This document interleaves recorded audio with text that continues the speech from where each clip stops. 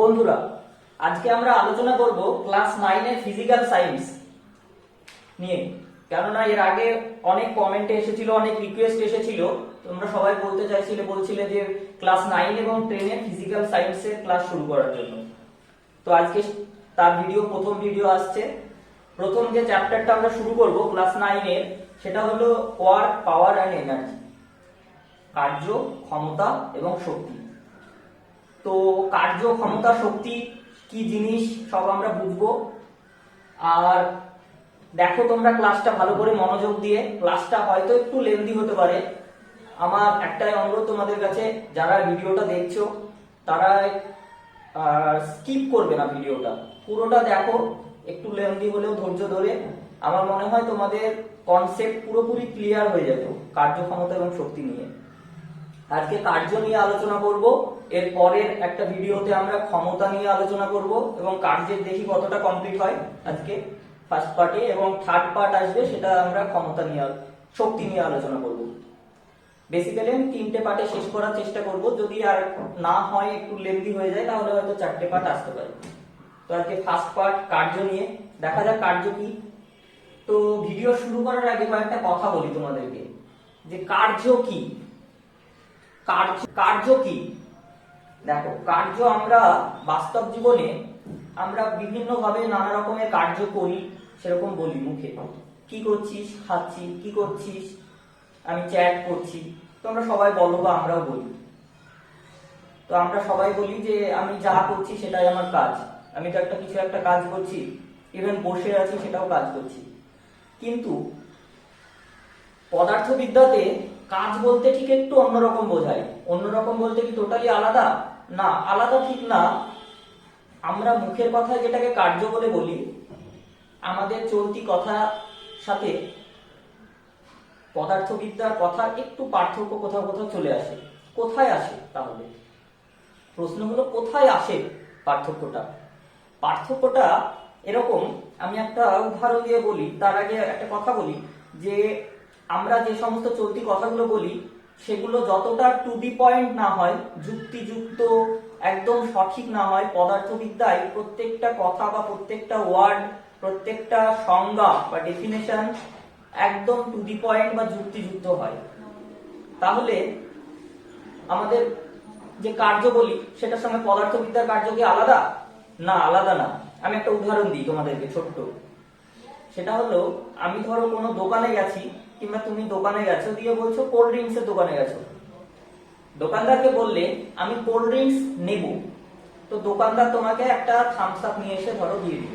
তুমি বললে আমি তো থামস আপ নেবো না, আমি নেব কি? আমি নেব পেপসি।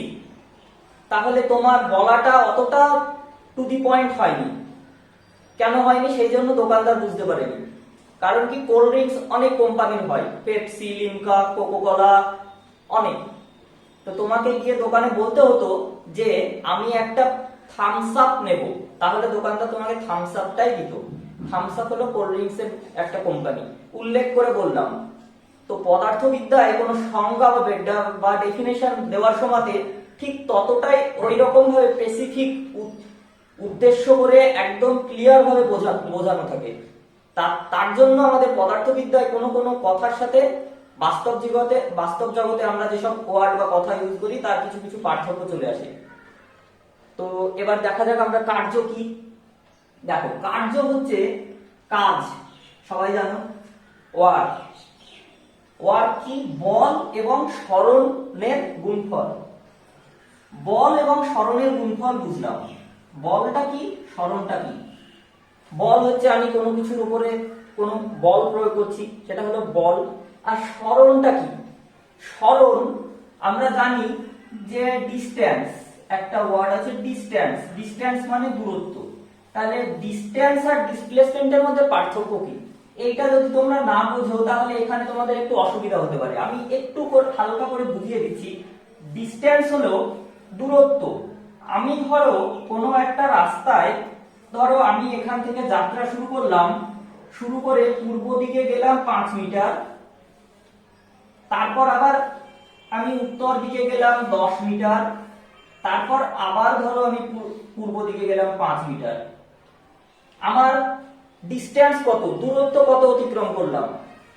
দূরত্ব আমি অতিক্রম করলাম, তোমরা সবাই বুঝতে পারছো বা জানো, 5 প্লাস 10 প্লাস 5 মানে 20 মিটার। তাহলে আমার সরণ কি 20 মিটার? না, দূরত্বর কোনো দিক হয় না, দূরত্ব হলো একটা স্কেলার রাশি। তাহলে সরণটা কি? সরণটা হলো একটা ভেক্টর রাশি, এর মানও আছে দিকও আছে। আমরা সরণের দিক আছে মান আছে, এবার সরণ শুধু মান আর দিক, তার মানে কি দূরত্বের সঙ্গে একটা দিক লাগিয়ে দিলেই হয়ে গেল দূরত্বটা সরণ? না, সরণকে আরেকটু ভালোভাবে বোঝালে আমরা দেখতে বুঝবো যে সরণ মানে হলো সব থেকে তো শর্টেস্ট ডিস্টেন্স, সব থেকে তো কম দূরত্ব।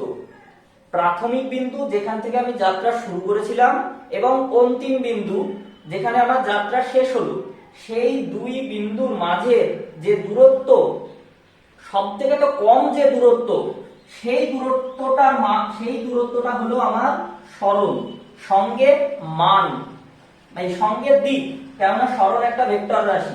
তাহলে আমার সরণ হবে এইটা, এটা যদি এ বিন্দু হয় আর এটা যদি আমার বি সি ডি বিন্দু হয়, তাহলে এ আর ডি এর মধ্যে সোজা এ ডি, এটা হলো আমার সরণ।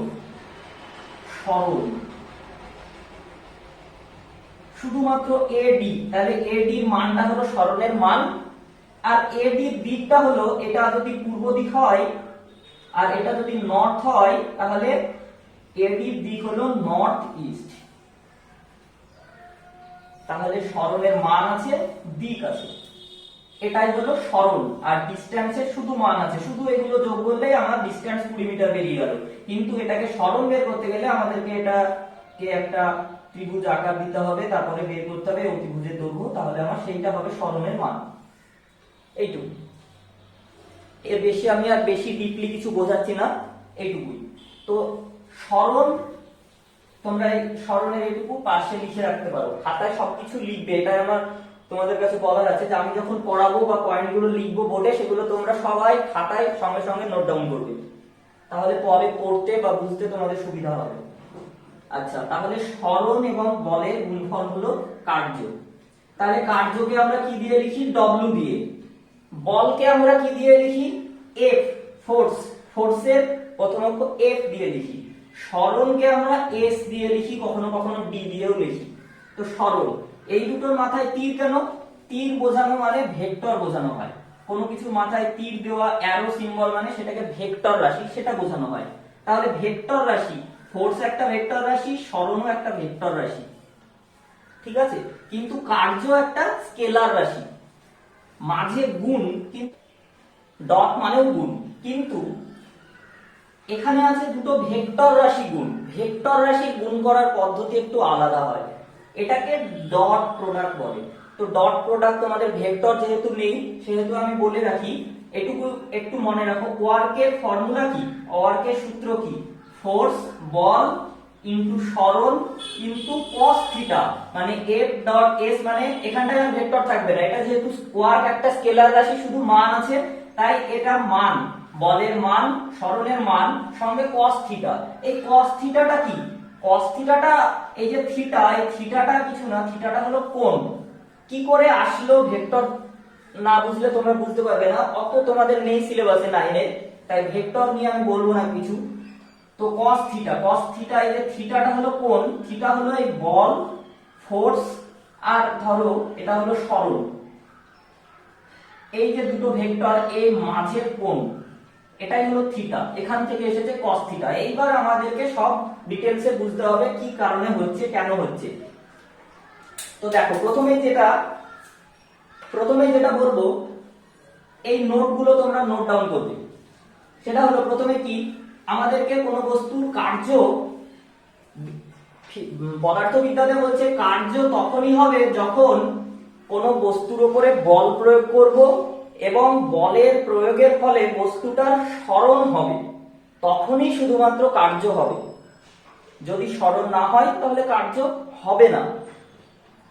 এইবার আমাকে কার্য বের করতে গেলে, বা কার্য যখন বলবে কোশ্চিনে কার্য কি, বা কার্য যখন আমাকে বের করতে হবে, তখন এই 5টা পয়েন্ট তোমাদেরকে মাথায় রাখতে হবে। কার্য করতে গেলে প্রথমেই 5টা পয়েন্ট খুব সহজভাবে আমি বোঝানোর চেষ্টা করছি, তোমরা দেখো।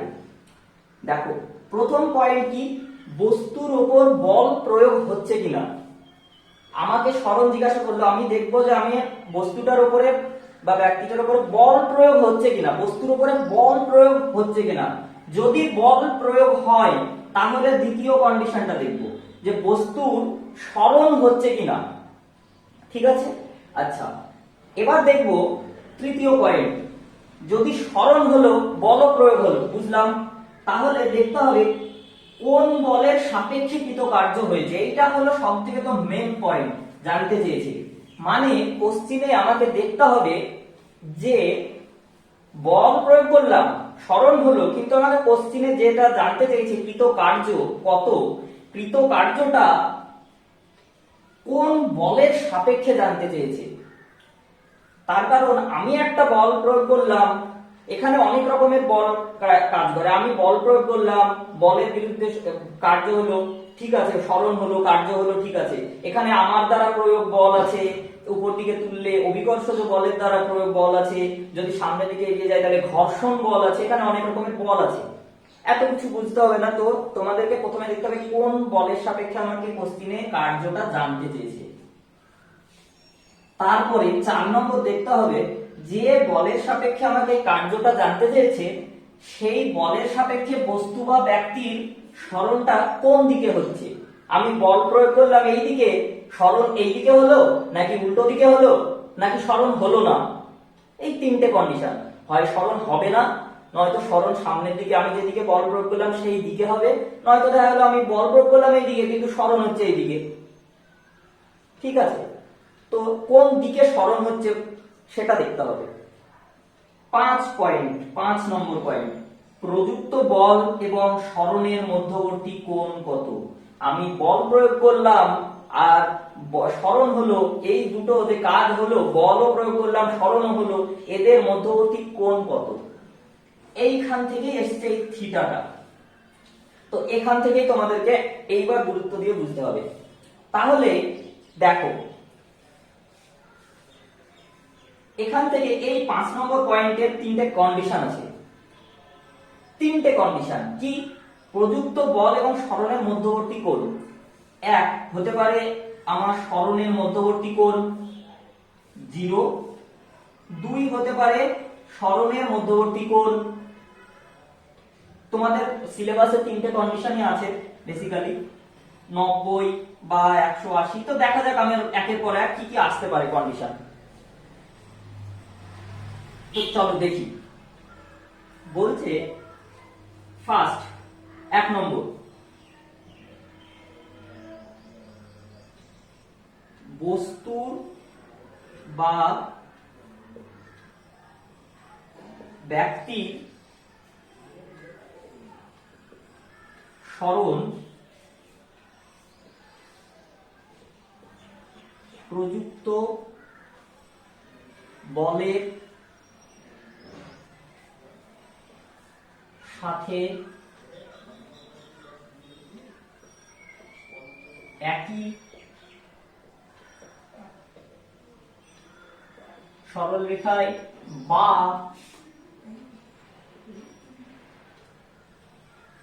সমান্তরাল ভাবে হচ্ছে কিনা। মানে কি, বস্তু বা ব্যক্তির সরণ প্রযুক্ত বলের সাথে একই সরলরেখা বা সমান্তরালে হচ্ছে কিনা। তার মানে এখানে দুটো কন্ডিশন।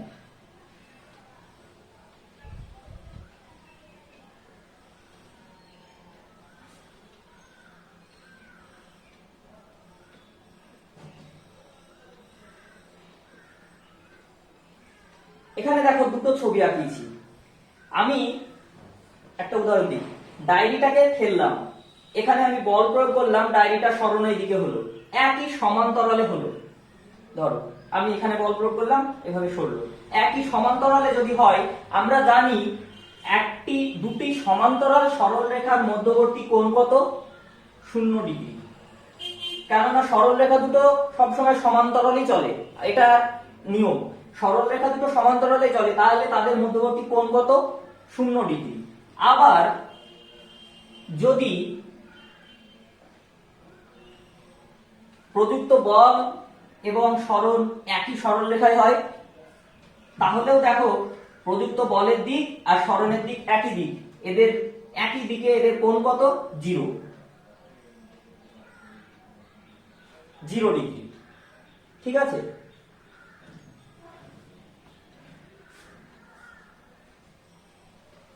তাহলে 0 ডিগ্রি যদি হয় তাহলে কি হবে? তাহলে কৃতকার্য W ইকুয়ালস টু আমরা কি জানি? বল F ইন্টু সরণ S into cos 0 degree, cos theta. এখানে থিটার মান কি হচ্ছে? তাহলে থিটার মান হচ্ছে 0 ডিগ্রি। 0 ডিগ্রি যদি হয় তাহলে কি হবে?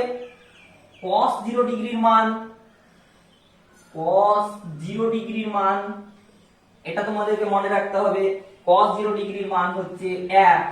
তাহলে এখানে বল সরণ ইনটু 1, এখানে কি হচ্ছে? যে বল, যে কৃত কার্যটা বেরোবে সেটা হবে পজিটিভ বা ধনাত্মক, যেহেতু 1 দিয়ে গুণ করলাম, এখানে কোনো নেগেটিভ চিহ্ন আসলো না, বিয়োগ চিহ্ন আসলো না, 1 যেহেতু 0 ডিগ্রির মান, তাই পজিটিভ বা ধনাত্মক।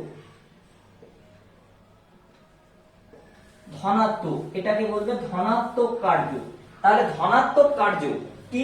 বস্তু বা ব্যক্তির উপরে যখন আমি বল প্রয়োগ করলাম, বলের দিক এবং সরণের দিক যদি একই সরলরেখা বা সমান্তরালভাবে হয়, একই সমান্তরালে হয়, তাহলে কি হবে? বস্তুর দ্বারা বা ব্যক্তির দ্বারা কৃত কার্যটা কি? ধনাত্মক হবে, যেহেতু কোণ 0 ডিগ্রি, থিটার মান 0 ডিগ্রি। দ্বিতীয় কন্ডিশন কি? এই 1 নম্বর কন্ডিশনটা আমরা মুছে দিচ্ছি। এই 1 নম্বরের সাথে আরেকটা কন্ডিশন তোমাদের আসবে না, তাও আমি বলি একটু। ধরো একই উদাহরণ দিই, ধরো তোমার একটা ভালো উদাহরণ দিই, জেনারেটর। ধরো আমি জেনারেটরটাকে আমরা দড়ি ধরছি, এটা ধরো জেনারেটর, এটা ধরো জেনারেটর।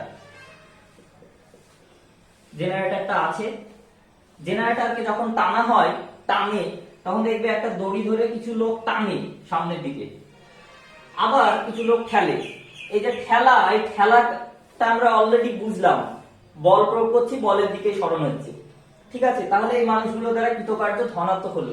তাহলে এই মানুষগুলো যে টানছে, এদের দ্বারা কৃতকার্য ধনাত্মক হবে, এদের দ্বারা তো কার্য হবে। এবার দেখো তো, বস্তুটা টানছে, এইদিকে বল প্রয়োগ করছে, ফোর্স এইদিকে কাজ করছে, কিন্তু বস্তুটা জেনারেটর তো সামনের দিকেই এগোচ্ছে, সরণ তো এইদিকেই হচ্ছে। দেখা গেল এই দড়িটা বাঁধা আছে 30 ডিগ্রি কোণে, তাহলে সরণ হচ্ছে, কিন্তু দিক তো আলাদা হয়ে গেল, দিক তো একদিকে হলো না, তাহলে কি ধনাত্মক কার্য হবে না? হবে। ধনাত্মক কার্য দেখো, cos এখানটায় এই যে 0 ডিগ্রি, আমরা যদি 0 ডিগ্রি cos থিটা, আমরা সেম ফর্মুলায় বসাবো, f s cos থিটা। তাহলে cos থিটার মান কত? cos 30 degree. আর বল, ধরো আমি এখানটায় 5 নিউটন বল দ্বারা টেনেছি, এর সরণ হয়েছে 5 মিটার, তাহলে 5 ইনটু 5 মানে 25 ইনটু cos 30 ডিগ্রি। এই যে cos 30 ডিগ্রি, তাহলে cos 30 ডিগ্রির মান কত? cos 30 ডিগ্রির মান হচ্ছে হাফ। তাহলে এটাই হলো কৃতকার্য, এত জুল। এখানেও দেখো মাইনাস চিহ্ন আসলো না, পজিটিভ। তাহলে কত কত পর্যন্ত কিভাবে পজিটিভ হতে পারে? শুধুমাত্র সমান একই দিকে হলে পজিটিভ হবে না। দেখো cos এর মান আমরা জানি, এটা তোমাদেরকে খুব ভালোভাবে বোঝানোর জন্য আমি বলছি, এগুলো এটা নেই তোমাদের বইয়ে। cos এর মান 90 ডিগ্রিতে হয়, এটা হলো 90 ডিগ্রি। বাড়িতে যদি চাঁদা থাকে তোমাদের, চাঁদা, তো তাহলে তোমরা দেখতে হবে 90 ডিগ্রি। cos 90 ডিগ্রির মান হয় 0। আর তার আগে পর্যন্ত এই কসের এই মানগুলো সব পজিটিভ। আবার একইভাবে যদি ঘুরতে ঘুরতে কোন বড় এইদিকে যায়, এইদিকে যায়, এদিকে যায়, এগুলো সব মাইনাসে আসে মান কসের, এইদিকে সব মাইনাসে। কিন্তু ঠিক কস এইদিকে হলো 270 ডিগ্রি। এটা যদি তোমরা বুঝতে না পারো তাহলে এই জায়গাটুকু তোমরা ভিডিও স্কিপ করে দিতে পারো, আমি বলছি, তাহলে এটুকু বোঝার তোমাদের দরকারও নেই। আর যদি কেউ বুঝতে চাও ভালোভাবে তাহলে বোঝো। এই পর্যন্ত পজিটিভ, তারপর আবার এদিকে এই পর্যন্ত নেগেটিভ, তারপর এইদিকে আবার পজিটিভ। ঠিক আছে, এটার একটা মান আছে, এটাকে পাদ বলে, এটাকে প্রথম পাদ বা ফার্স্ট কোঅর্ডিনেট, এটাকে সেকেন্ড, থার্ড, এটাকে ফোর্থ। এখানে অল, সাইন, ট্যান, কস। তো এখানে সমস্ত কিছুর মান, সাইনের মানও পজিটিভ, ট্যানের মানও পজিটিভ, কসের মানও পজিটিভ, সবকিছুর মান পজিটিভ। এখানে শুধুমাত্র সাইনের মান পজিটিভ, বাদ বাকি সমস্ত কিছুর মান নেগেটিভ। তাহলে কসের মান এখানে নেগেটিভ হবে। এখানে ট্যানের মান অনলি ফর পজিটিভ, শুধুমাত্র ট্যানের ভ্যালু পজিটিভ। যেহেতু এত কিছু তো আমাদের ত্রিকোণমিতি নেই, তোমরা বুঝতে পারবে না, তো এইটুকু দরকার নেই। তো সেক্ষেত্রেও কার্য পজিটিভ হবে। হ্যাঁ, তোমাদের যদি ছোট শর্ট কোশ্চিনে যদি এমসিকিউ এ কোনো কোশ্চিন আসে, তোমরা একটা জিনিস মনে রাখবে যে এই যে থিটার ভ্যালু 0 ডিগ্রি, থিটার ভ্যালু 0 ডিগ্রি হলে তো ধনাত্মক কার্য হচ্ছে। ঠিক আছে, থিটার ভ্যালু কত পর্যন্ত গেলে এই ভ্যালুটা, দেখো থিটার ভ্যালু যদি 90 থেকে বেশি হয়ে যায়, থিটার ভ্যালু 90 এ গিয়ে শূন্য হয়ে যায়, বাদ বাকি 0 তে থিটার ভ্যালু 1 হয় cos 0 তে। তাহলে এই 90 পর্যন্ত পজিটিভ, 90 এর পর থেকে নেগেটিভ। তোমাদের এটা আসবে না, আমি এতটা ভিতরে গেলে তোমরাও বোর হয়ে যাবে, আমি গেলাম না এই ব্যাপারটাতে। এরপরে আমরা সোজাসুজি চলে আসবো 2 নম্বর পয়েন্টে। আর তোমরা যদি এটা বিশদভাবে জানতে চাও তাহলে তোমরা কমেন্ট বক্সে লেখো, তাহলে আমি আবার আরেকটা এক্সট্রা পার্ট আনবো শুধুমাত্র ওইটুকু বোঝানোর জন্য, 10-12 মিনিটের মধ্যে ভিডিও। তো সেটা তখন তোমাদেরকে ওইটুকু শুধু বুঝিয়ে দেবো। তোমাদের ত্রিকোণমিতি নেই, সেহেতু ত্রিকোণমিতি বুঝতে পারবে না। এর পরের দ্বিতীয় কন্ডিশনটা দেখো, প্রথম কন্ডিশন, দ্বিতীয় কন্ডিশন। দ্বিতীয় কন্ডিশনটা কি? বস্তুর বা ব্যক্তির সরণ এবং প্রযুক্ত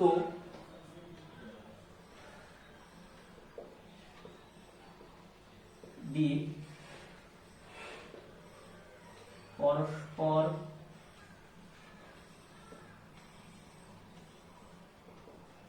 পরস্পরের সাথে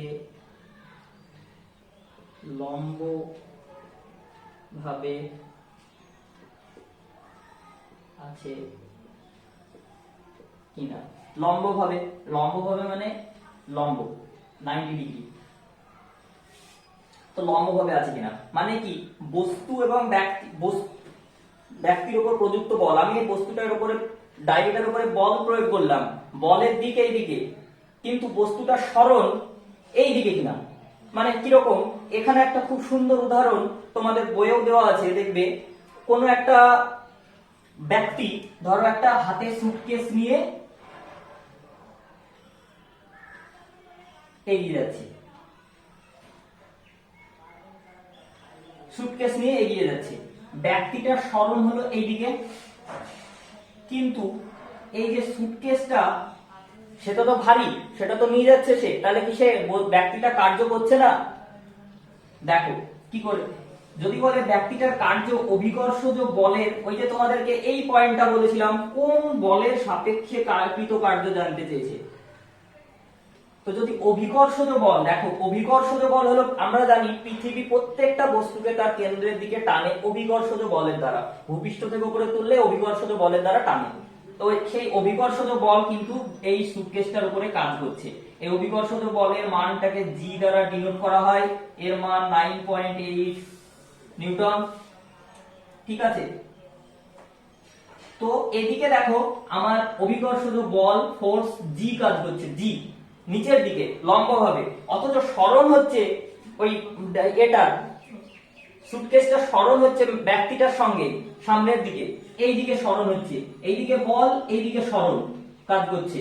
তাহলে এই যে মাঝে কি বলেছিলাম যে মধ্যবর্তী কোণ, প্রযুক্ত বল এবং সরণের মধ্যবর্তী কোণ কত? তাহলে মধ্যবর্তী কোণ কত? 90 ডিগ্রি। তাহলে আমার কৃতকার্য কত? কৃতকার্য বল ইন্টু সরণ ইন্টু cos 90 ডিগ্রি। cos 90 ডিগ্রির মান হচ্ছে 0। আমরা জানি 0 দিয়ে যে কোনো কিছুকে গুণ করলে 0ই হয়, তাহলে এক্ষেত্রে কৃতকার্য হয়ে গেল 0। তাহলে কোনো কাজই করলো না। তাহলে তোমরা আবার বলবে তাহলে ব্যক্তিটা তো ভারী যে সুটকেসটা নিয়ে যাচ্ছে, তাহলে কাজ করলো না কি করে?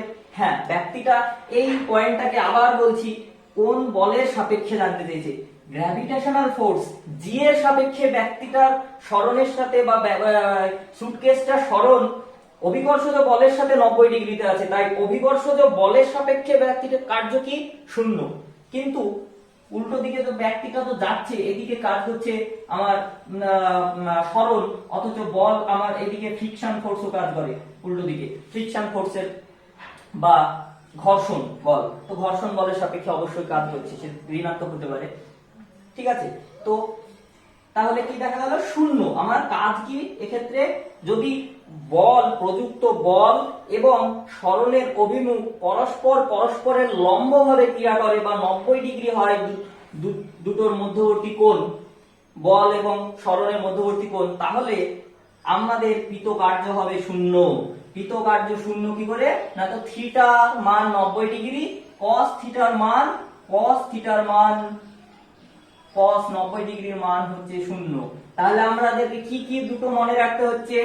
cos 0 ডিগ্রির মান কত? 1, cos 90 ডিগ্রির মান কত? 0। আর একটা জিনিস তোমাদেরকে মনে রাখতে হবে, তোমাদের ত্রিকোণমিতি শেখার দরকার নেই, ত্রিকোণমিতি যেহেতু নেই, cos 180 ডিগ্রির মান -1, এটা মনে রাখলেই হবে। আর আপাতত তোমাদের আর আসবে না বাইরে। তো cos 90 এর মান যেহেতু 0, তাই আমরা 0 বসিয়ে 1 বেরিয়ে গেল 0। তাহলে কার্য তো 0 হয়ে গেল, তাহলে কার্য আর কি 0 হতে পারে না? হ্যাঁ, কার্য আবার 0 হতে পারে। কখন 0 হতে পারে কার্য? দেখো, যদি এখানে প্রযুক্ত বল তো ঠিক আছে, সরণ আমাদেরকে কি বলেছে? বস্তুর সরণ হচ্ছে কিনা। তাই আমাকে কোশ্চিন দেখার সময় প্রথমেই দেখতে হবে সরণ হচ্ছে তো। যদি দেখা গেল সরণ হচ্ছেই না, ধরো তো কেউ একটা দেওয়ালে, আমি ধরো এই দেওয়ালটাতে, এই বোর্ডটাতে এরকম ভাবে আমি বল প্রয়োগ করলাম, আমি তো বল প্রয়োগ করলাম, কিন্তু দেওয়ালটা কি সরলো না। যদি সরণ না হয়, সরণ 0 হয়, তাহলে তো cos 90 cos থিটার মানের দিকেও যাওয়ার দরকার নেই, আমার বল কত প্রয়োগ করলাম দেখার দরকার নেই, আমার 0 দিয়ে যে কোনো কিছুকে গুণ করলে 0।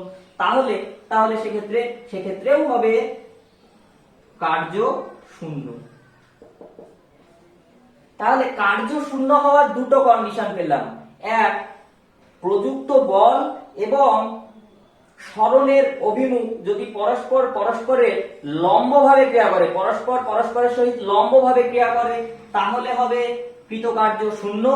আর যদি প্রযুক্ত বল প্রয়োগ করলাম, প্রযুক্ত বলের সাপেক্ষে বস্তুর কোনো সরণই হলো না, বস্তু সরলই না, বস্তু যেখানে ছিল সেখানেই থেকে গেল, তাহলে হবে 0। তাহলে কৃতকার্য 0 পাওয়ার দুটো কন্ডিশন পেলাম, দুটো শর্ত। এই দুটো শর্ত তোমাদেরকে মনে রাখতে হবে। এইবার তাহলে এখানে কার্য 0 হলো, তাহলে এই যে বলটা প্রয়োগ করলাম, এই বলটার কি নাম? তাহলে বলটাকে কি বলবো? বলটা তো আমি প্রয়োগ করেছি, বল তো করেছি, কিন্তু কাজ হয়নি, কেননা সরণ 0 হয়েছে, নয়তো সরণ হয়তো লম্বভাবে ক্রিয়া করেছে, সরণের অভিমুখ। তাহলে বলটার নাম কি?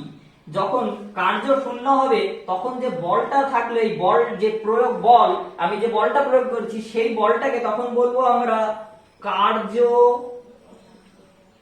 হীন বল, কার্যহীন বল মানে কাজ করেনি তাই কার্যহীন, কার্যহীন বল।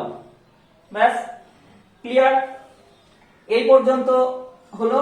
এবার আমরা চলে আসব যে কোন বস্তুর বা ব্যক্তির স্মরণ ধরো পরস্পরের বিপরীত। আমরা তাহলে কি কি শিখলাম? প্রথমত শিখলাম ধনাত্মক কার্য।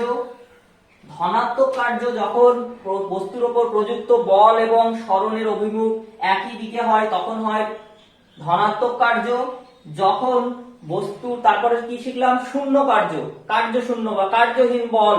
তখন যখন আমরা দেখলাম যে বস্তুর উপর বল প্রয়োগ করলে বলের দিক এবং স্মরণের অভিমুখ পরস্পরের লম্ব, কিংবা স্মরণ প্রযুক্ত বল প্রয়োগ করায় বস্তুর কোনো স্মরণ হলোই না, স্মরণ শূন্য হলো, তাহলে কৃতকার্য হয় শূন্য। আর বল প্রয়োগ, যে বলটা প্রয়োগ করলাম সেই বলটাকে বলে কার্যহীন বল, কেননা কোনো কাজ করছে না তাই ওকে কার্যহীন বল বলে। এবার লাস্ট কন্ডিশন 3 নম্বর কি?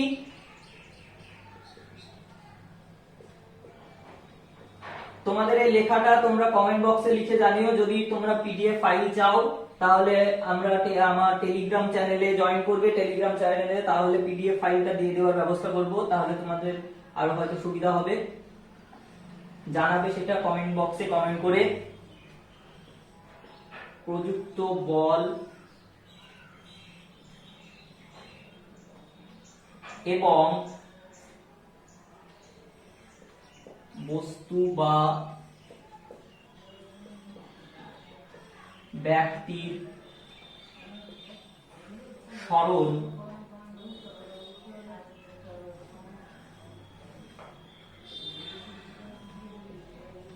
একে অপরের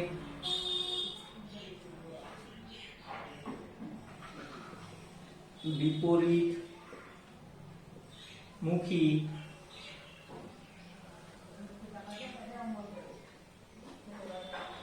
হচ্ছে কিনা। সেটা আবার কি? প্রযুক্ত বল এবং ব্যক্তি বা বস্তুর স্মরণ পরস্পরের বিপরীত দিকে হচ্ছে কিনা। ধরো আমি বল প্রয়োগ করলাম এই দিকে বস্তুটার উপর, অথচ বস্তুটার স্মরণ হচ্ছে এইদিকে। ধরো আমি বল প্রয়োগ করলাম, বস্তুটার স্মরণ হচ্ছে এই দিকে, ঠিক উল্টো দিকে। কিংবা ধরো আমি বল প্রয়োগ করলাম বস্তুটার উপর এই দিকে, উপরের দিকে, মানে ধরো, কিংবা বস্তুটার উপর বল প্রয়োগ করলাম নিচের দিকে, কিন্তু বস্তুর স্মরণ হলো উপরের দিকে। বিপরীত হচ্ছে কিনা, পরস্পরের বিপরীত মুখী হচ্ছে কিনা। তো বিপরীত মুখী হচ্ছে কিনা হলে কি হবে? দেখো, আমরা বারবার দেখে এসেছি, দেখতে হবে কি প্রযুক্ত বল এবং স্মরণের মধ্যবর্তী কোণ কত। এবার এটা ধরো আমি একটা বস্তু নিলাম, ডায়েরিটা এই অবস্থায় আমার হাতের উপরে আছে, ঠিক আছে। এর উপরে কোন দিকে বল কাজ করছে? নিচের দিকে দেখো তো আমার কি বল কাজ করছে? অভিকর্ষজ বল কাজ করছে, জি কাজ করছে, জি। আমি ডায়েরিটাকে উপরে তুললাম, তাহলে আমার দ্বারা কৃতকার্য কি?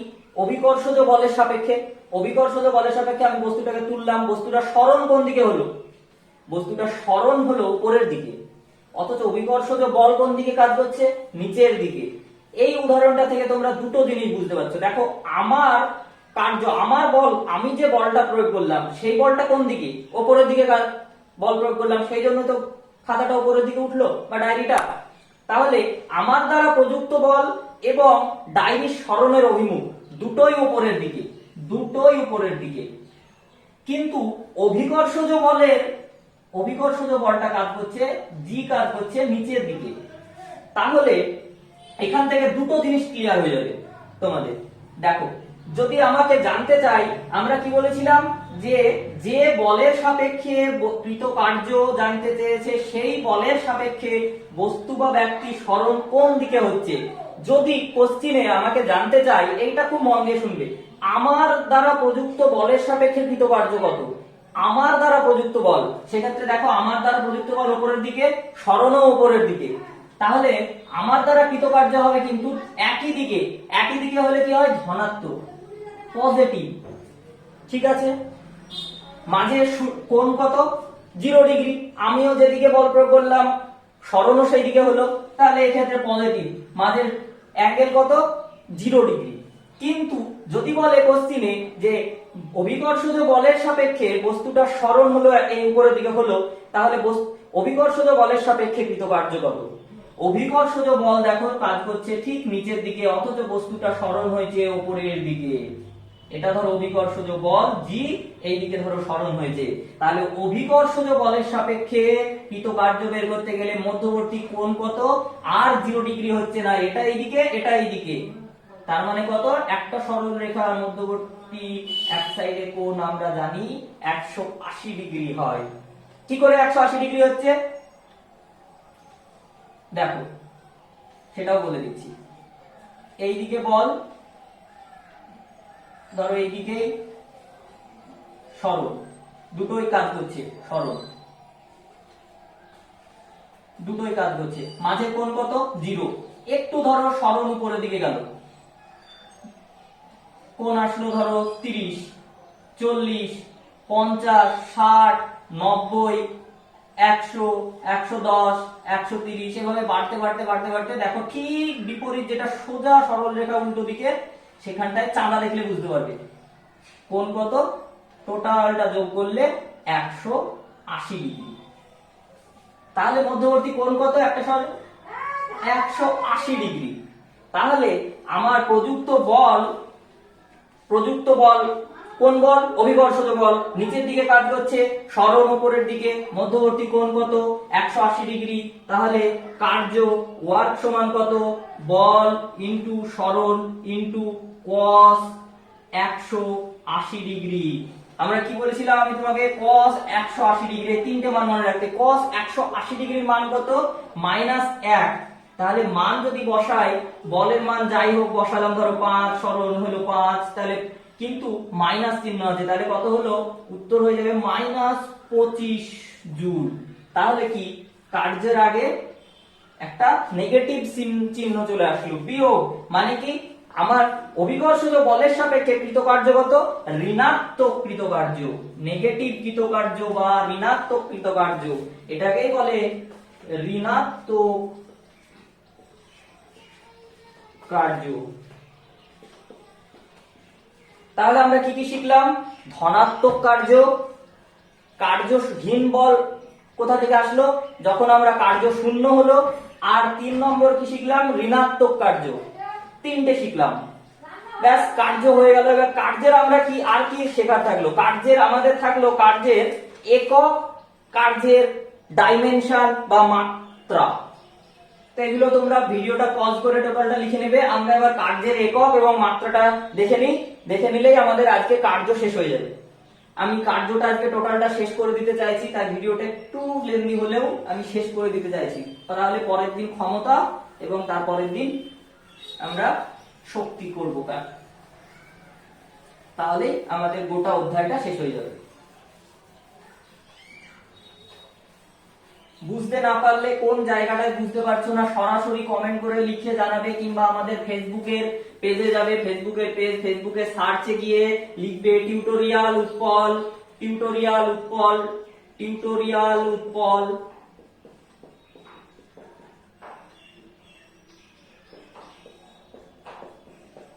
লিখলে দেখবে ইউটি লেখা এরকম একটা সিম্বল লোগোওয়ালা চলে আসবে পেজ। সেই পেজটাকে তোমরা লাইক করে দিবে, তাহলে সেখানটাতে তোমাদের মেসেজ অপশন আছে, সেখানে গিয়েও তোমরা এই ভিডিওর প্রবলেম হলে সেই প্রবলেমটা শুধু লিখে দিতে পারো। লিখলে আমরা সেখানটায় আমি তোমাদেরকে বুঝিয়ে দেবো বা উত্তর বলে দিব, কি করে করতে হবে সেটা বলে দিব। আর যদি না হয়, সেখানে বোঝাতে না পারি, যদি কিছু হয়, তাহলে আমরা পরের ভিডিওতে আমি সেটা তোমাদেরকে বুঝিয়ে দেবো। শুধু যখন কোশ্চিনটা করবে তখন এই চ্যাপ্টারের নামটা একটু উল্লেখ করে দিবে, যেখানে কোশ্চিনটা করো, যেটা ওয়ার্ক পাওয়ার এনার্জি, তো কার্যক্ষমতা শক্তি। তো তোমরা যেভাবে পারো সেভাবে হয়তো ওয়ার্ক লিখে দিলে, তাহলে আমি বুঝতে পারবো যে ওয়ার্কের কোশ্চিন কোন পার্সনটা তোমরা বুঝতে পারোনি, কিংবা এমনি সোজাসুজি কোশ্চিন করো, আমি বুঝে নেবো। তো এবার দেখা যাক কার্যের একক কি। গোটাটাই মুছে দিলাম। কার্যের একক।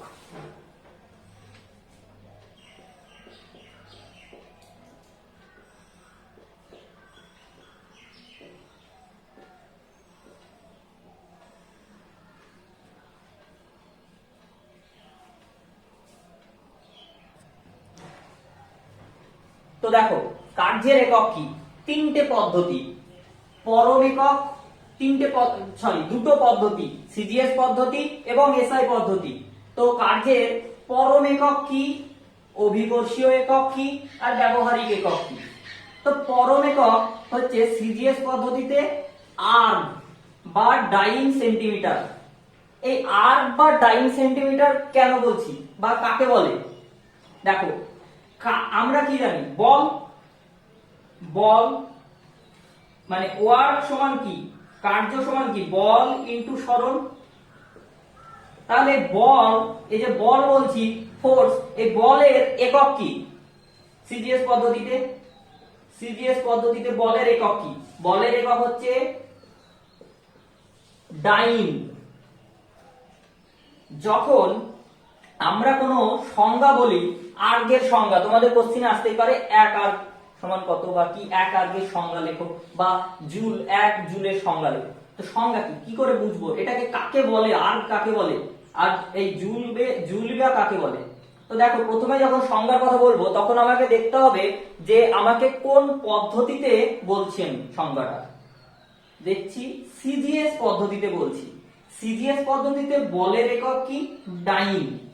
ঠিক আছে, তো ডাইন, এবার বলবে যে ডাইন কেন, ডাইন এবার তাহলে সংজ্ঞাটাকে বলে দিই। আর্গের সংজ্ঞা হচ্ছে যে কোনো একটা বস্তুর ওপর এক ডাইন বল প্রয়োগ করায় বস্তুটির বলের অভিমুখে সরণ যদি 1 সেন্টিমিটার হয় তাহলে কৃত কার্য তাকে কি বলবে, কৃত কার্যটাকে বলবে 1 আর্গ।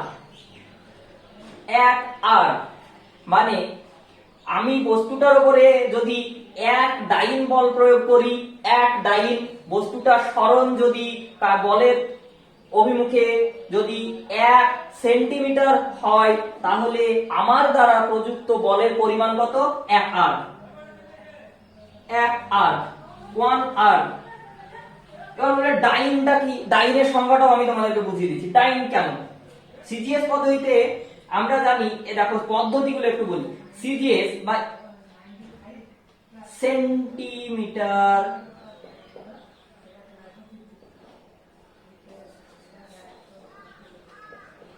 গ্রাম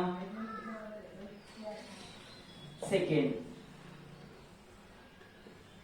দেখো সিজিএস পদ্ধতিতে মৌলিক এককগুলো কি কি? দৈর্ঘ্যের একক কি, সেন্টিমিটার। আমার ভরের একক কি, গ্রাম। আর সময়ের একক কি, সেকেন্ড। তাহলে সেন্টিমিটারের সি, গ্রামের জি, আর সেকেন্ডের এস, এই নিয়েই এসেছে সিজিএস, সংক্ষেপে সিজিএস পদ্ধতি। তাহলে সিজিএস পদ্ধতিতে বল কি, বল সমান কি আমরা জানি, বলের সংজ্ঞাটা দেখবো আমরা। সিজিএস পদ্ধতিতে বল সমান জানি এম ইন্টু এ। এম কি, এম হচ্ছে মাস বা ভর, ইন্টু এ হচ্ছে অ্যাক্সিলারেশন বা ত্বরণ, ত্বরণ। তাহলে কোন বস্তুর ওপর বলের সংজ্ঞা কি সিজিএস পদ্ধতিতে? বল কোন বস্তুর ওপর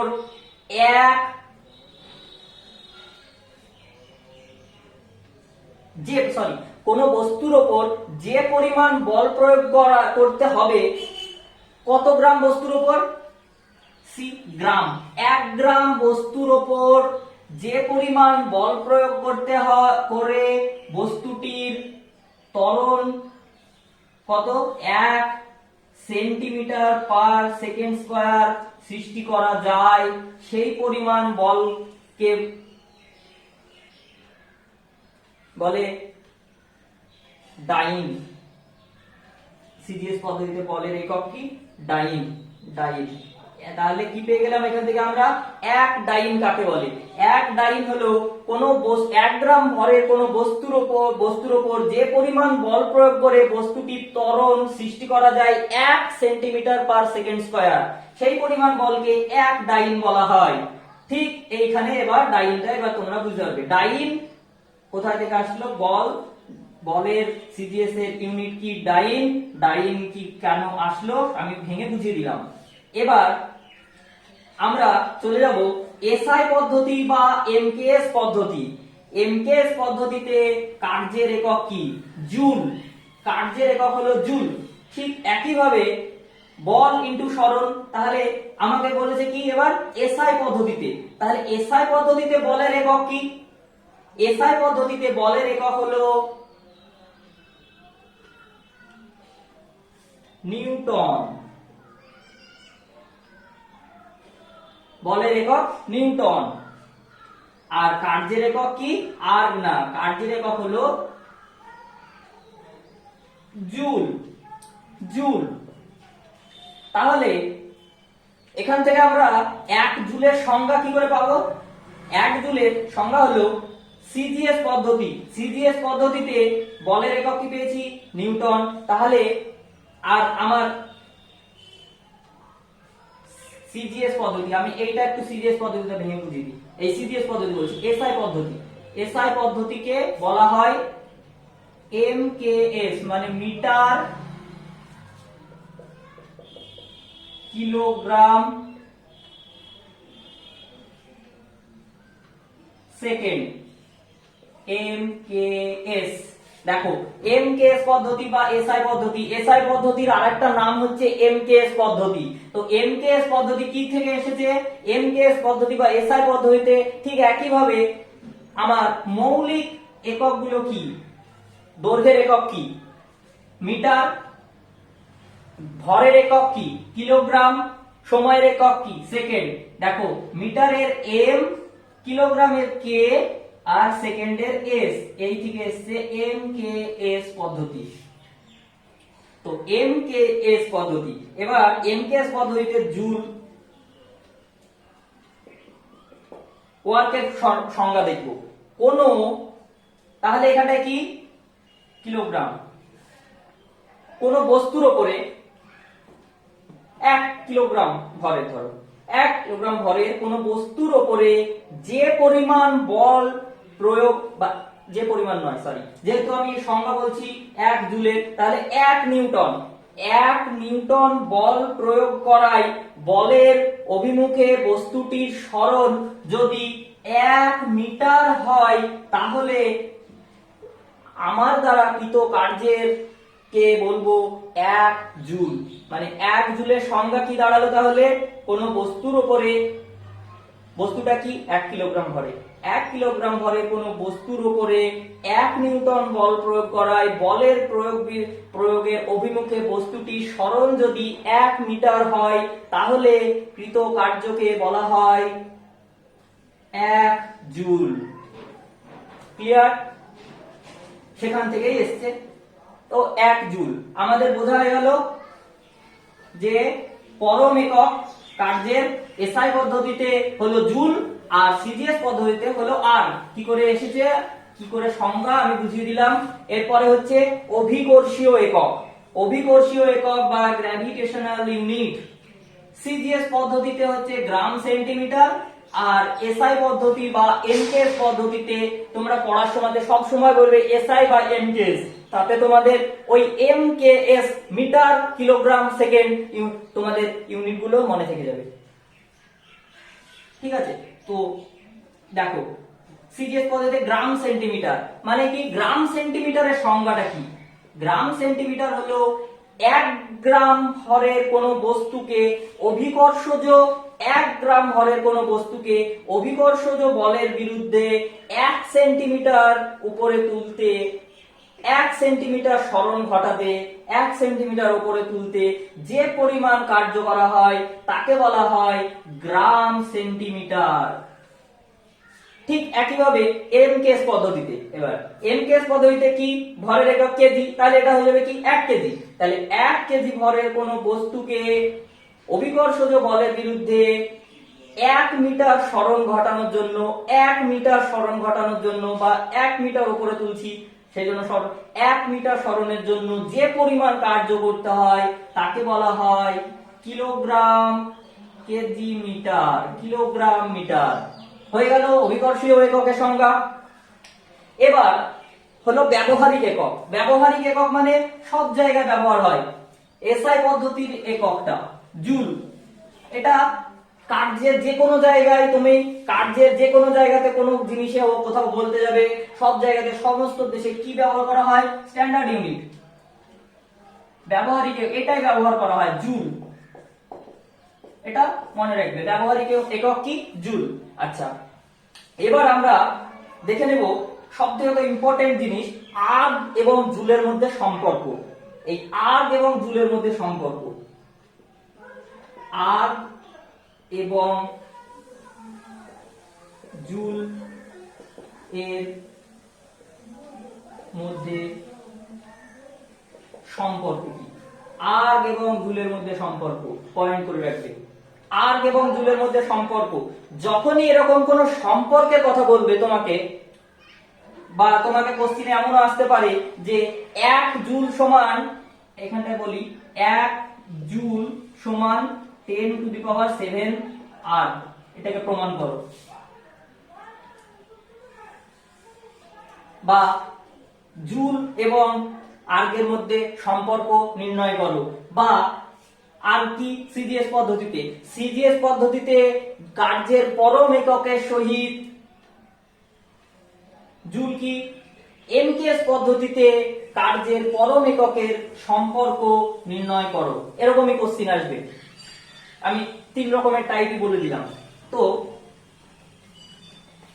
সম্পর্ক কি? সম্পর্ক যখনই বলবে সম্পর্কের কথা, তখন আমাকে প্রথমেই মাথায় রাখতে হবে যে প্রথমে আমাকে কি বলেছে আর দ্বিতীয়তে কি বলেছে।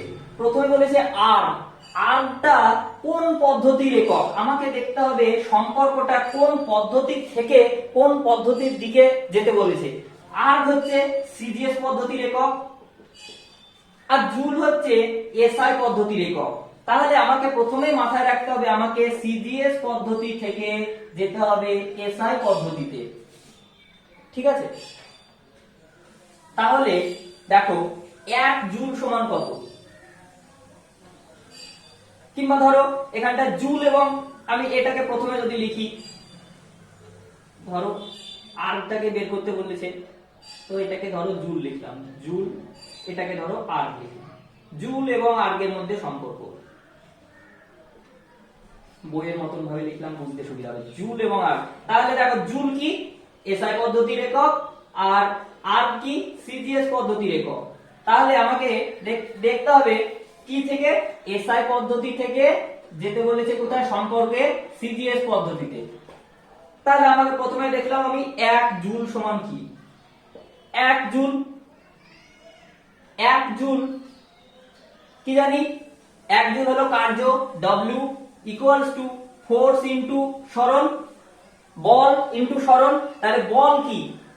বল কি? এসআই পদ্ধতিতে আমি বের করব। এবারে কি আমরা দেখছি এসআই পদ্ধতি, তো এসআই পদ্ধতিতে বলের একক কি? নিউটন। এম দিয়ে লিখি আমরা নিউটন, ইনটু সরণ। এসআই পদ্ধতিতে সরণ, সরণ কি? সরণ হলো একটা দৈর্ঘ্য, দৈর্ঘ্য লেন্থ। তাহলে লেন্থ এসআই পদ্ধতি বা এমকেএস পদ্ধতি কি? MKS metre. তাহলে কি? এটা হবে মিটার।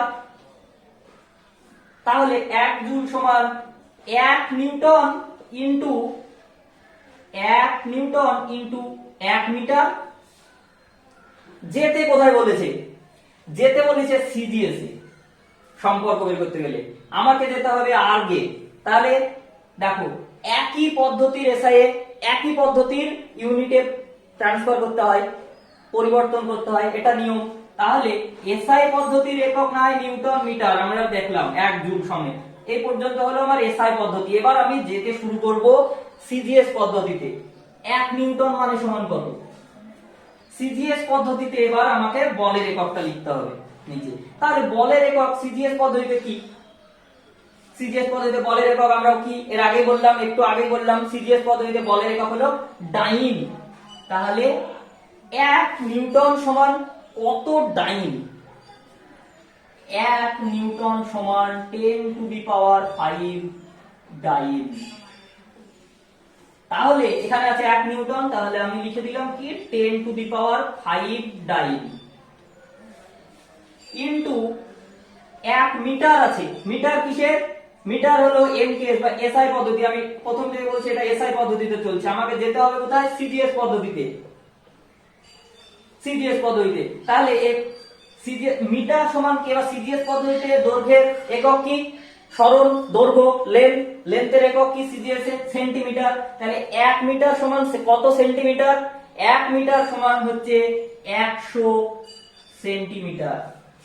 তাহলে এবার দেখো 10 টু দি পাওয়ার 5 ইনটু 100, 100 পরে মানে 1 এর পরে দুটো শূন্য, এটাকে কি লেখা যায়? 10 এর স্কয়ার।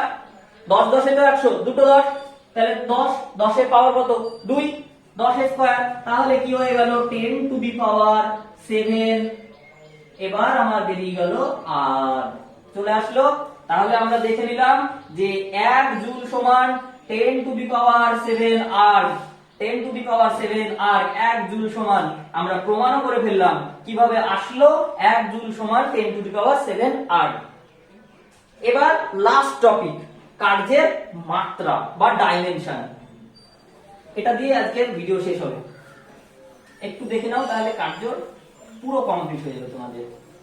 এরপরে আমরা ক্ষমতা করব, শক্তি করব, তারপরে তোমরা যদি চাও তাহলে একটা নিউমেরিক্যাল প্রবলেম মানে এই কার্য ক্ষমতা শক্তি নিয়ে যে অঙ্কগুলো আসে পরীক্ষায় তাই নিয়ে একটা ভিডিও বানাবো।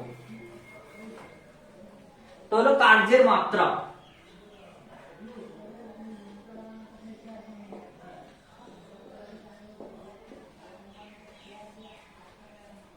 আর পদার্থ বিজ্ঞান একটু বিজ্ঞানের ভিডিও একটু বড় হয়েই যাচ্ছে, আমি বুঝতে পারছি তোমরা হয়তো বোর হবে দেখতে গিয়ে।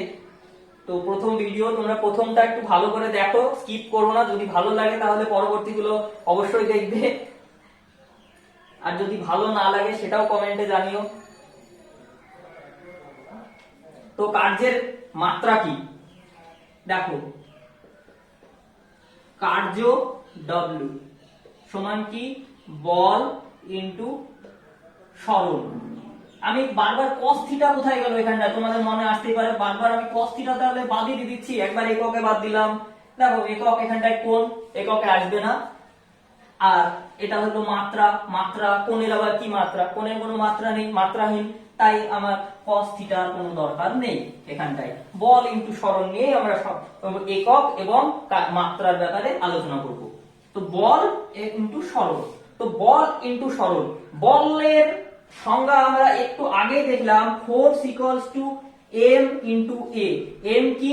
এম হচ্ছে বস্তুর ভর ইনটু ত্বরণ। ত্বরণের একক কি? Metre per second square. ঠিক আছে, এসআই পদ্ধতিতে ভরের একক কি? ভরের একক হচ্ছে গ্রাম। ঠিক আছে, তো এবার দেখো গ্রাম আমি লিখে দিলাম গ্রাম। ঠিক আছে, তো দেখো বলকে আমরা তাহলে কি লিখতে পারি? ভর ইনটু ত্বরণ ইনটু কি ছিল এখানটায়? সরণ। তাহলে আমি ভেঙে লিখলাম সরণ। তাহলে ভরের মাত্রা কি? ভরের মাত্রা কি? মাস। মাসের মাত্রা কি? এম। লেন্থ, এল কি? এল হচ্ছে লেন্থ বা দৈর্ঘ্যের মাত্রা। সময়ের মাত্রা কি? টাইমের টি। দেখো লেন্থের এল, ভর মাসের এম, টাইমের টি, এইভাবে মাত্রা আসে কিন্তু এম এল টি। তাহলে এম এল টি। এবার তাহলে আমরা ভর পেয়েছি, মাস, ভর, ভরের কি মাত্রা? এম।